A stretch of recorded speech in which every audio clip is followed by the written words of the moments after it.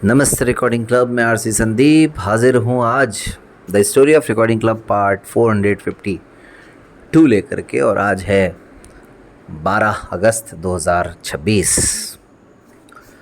जहाँ तक मुझे याद आता है 6 अगस्त को मैंने कहानी रिकॉर्ड की थी आखिरी बार, और आप सबको बताया था कि आगे परिस्थितियाँ रही तो रिकॉर्ड करूँगा, नहीं तो नहीं कर पाऊँगा। तो कुछ परिस्थितियाँ बनी नहीं और इसलिए कहानी रिकॉर्ड नहीं कर पाया। खैर, उम्मीद करता हूँ आप सब अच्छे होंगे और जहाँ भी होंगे मस्त होंगे, स्वस्थ होंगे और अपने अपने कार्यों में व्यस्त होंगे। तो साहब, बात नाबू कन्वेंशन की चल रही है। 2022 करीब करीब अब कन्वेंशन भी हमारा समाप्ति की ओर ही है।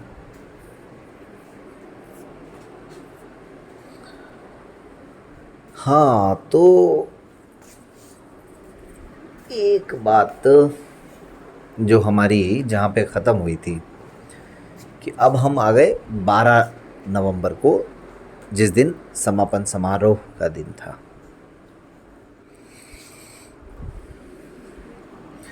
समापन समारोह वाले दिन कुछ घटनाएं ऐसी होने वाली थी जिनकी भूमिका 11 नवंबर की रात से ही बनना शुरू हो गई थी, और वो रिकॉर्डिंग क्लब के भविष्य के लिए बहुत ही सुखद घटनाएं होने वाली थी, बहुत ही शानदार घटनाएं होने वाली थी।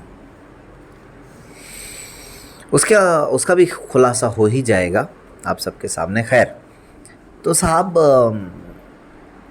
एक जो सेशन हमारा हमेशा होता है विवाह परिचय सम्मेलन वाला, वो सेशन हम लोगों ने रखा। और आप सब जानते हैं विवाह परिचय सम्मेलन में माहौल कैसा होता है, मस्ती भरा माहौल होता है और लोगों की जानकारियां जुटाने का एक मौका होता है। और कहीं ना कहीं जो किसी के मन में भावनाएं होती हैं अपने जीवन साथी को लेकर के, उन सवालों को लोगों के सामने लाने का एक प्रयास होता है। तो हमारे विनोद जी शुरू हो गए भाई अपने ही अंदाज में, और उन्होंने अपने तरीके से जो भी सवाल वो पूछ सकते थे पूछना शुरू किए।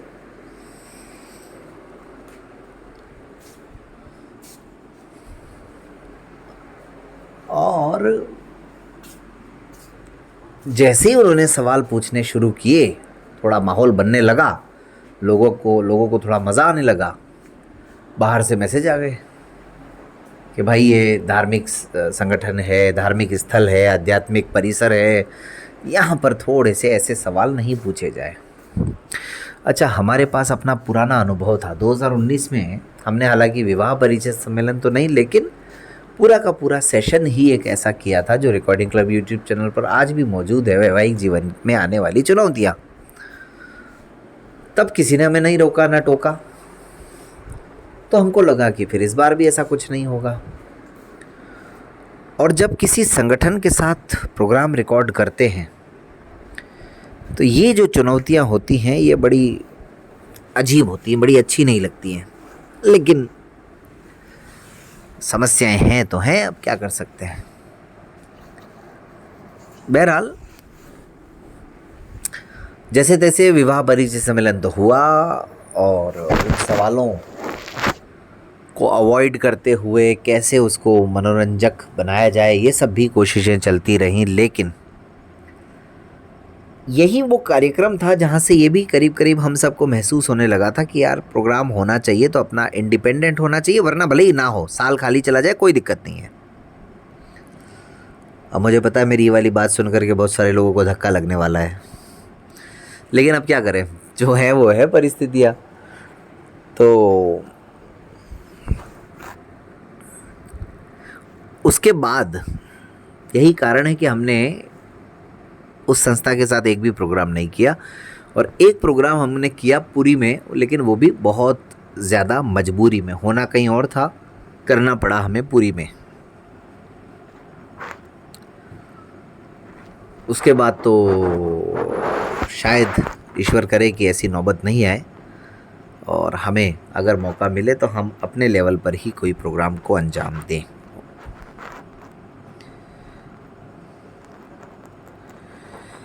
तो साहब विवाह परिचय सम्मेलन वाला प्रोग्राम हुआ, उस दिन डिज़ास्टर मैनेजमेंट पर भी प्रोग्राम था जिसमें आभा मैम ने भी लेक्चर दिया था। और वैसे डिज़ास्टर मैनेजमेंट वाला जो सेशन था वो बीके की तरफ से था,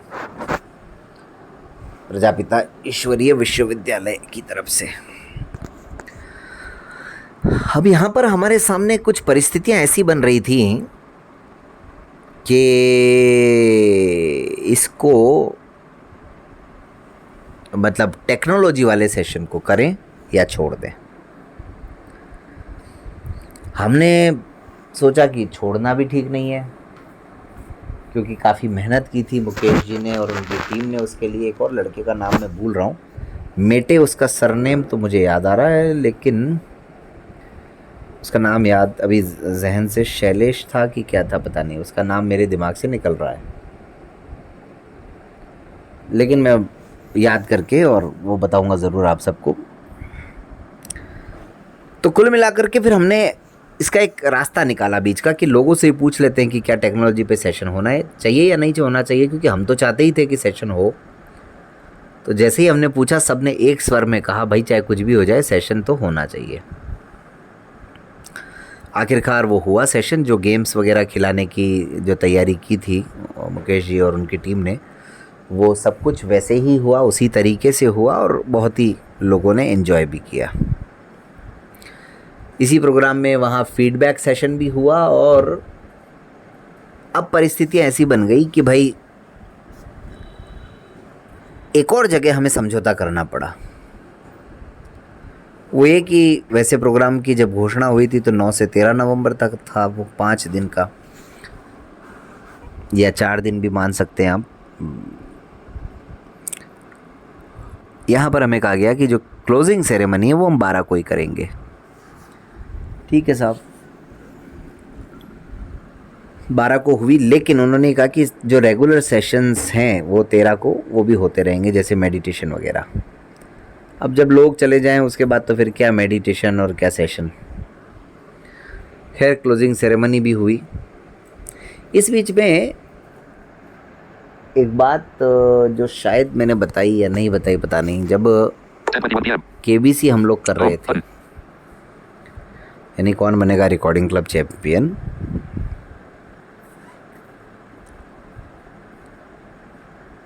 तो हमने जैसी उम्मीद की थी उसी के अनुसार हमने ये सोचा था कि इसको बड़ा अच्छा रिस्पांस मिलेगा, लोग आगे आएंगे और इसमें फंडिंग की कहीं कोई कमी नहीं आएगी। और हुआ ऐसा ही। जितेंद्र लोवंशी भोपाल में एक बैंक ऑफिसर थे, शिव कुमार बनखेड़े जी के मित्र, उन्होंने कहा मैं 11,000 रुपये हर साल दूंगा, लेकिन वो एक ही बार दे पाए, उसके बाद नहीं दे पाए। एक और मैडम थी संजीवा मैम, उन्होंने भी ये कहा था कि मैं भी इसमें दूंगी 11,000 रुपये, लेकिन उन्होंने तो एक बार भी इस केबीसी के लिए आगे आने के बारे में जो जैसा उन्होंने कहा था वैसा वो नहीं कर पाए। तो कोई बात नहीं, लेकिन केबीसी फिर भी चल रहा है लास्ट कन्वेंशन तक। आगे अगर कभी कन्वेंशन हुआ तो फिर आगे भी केबीसी तो खैर हो गई। हाँ, तो जो भूमिका बन रही थी एक रात पहले से, वो भूमिका इतनी शानदार थी कि आगे उसने रिकॉर्डिंग क्लब के नाम को बहुत ऊपर उठाने में बहुत मदद की।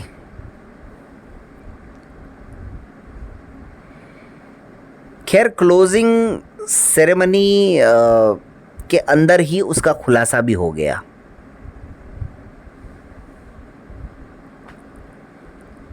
हुआ ये कि कुछ लोग मिले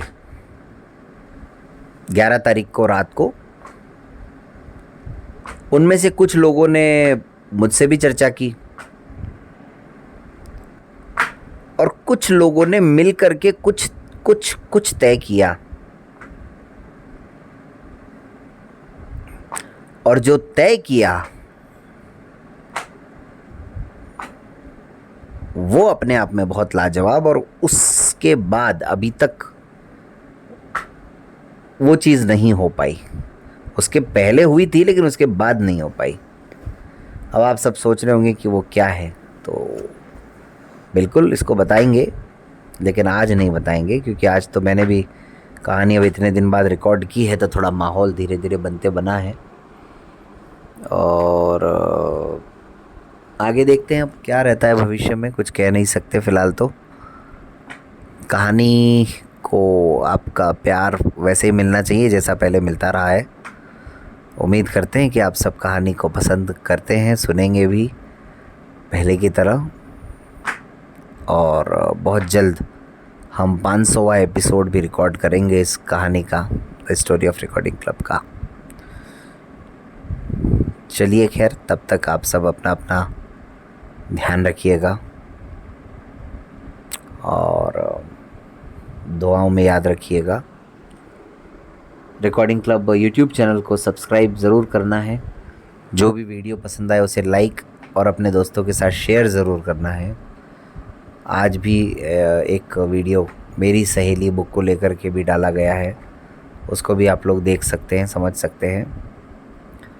और उसके अलावा कई और वीडियोस आपको देखने को मिलेंगे। रिकॉर्डिंग क्लब ऐप भी आप सबके लिए तैयार है 499 रुपीज़ में। तो कल गुरुवार है, कल तो यूट्यूब चैनल पर ग्रुप इन्फो भी आने की संभावना है। और बाकी आप सबकी कोई शिकायत, कोई सुझाव हो तो आप 7737868659 या 01453566471 पर कॉल भी कर सकते हैं। जो मोबाइल नंबर है 7737868659, उस पर तो आप व्हाट्सअप तो कभी भी कर सकते हैं। कॉल करने का समय तो जो ऑफिस आवर्स का टाइम रहता है वही रहेगा। चलिए दोस्तों, तो फ़िलहाल आज के लिए तो इतना ही। मिलते हैं फिर किसी और मैसेज में, तब तक के लिए धन्यवाद।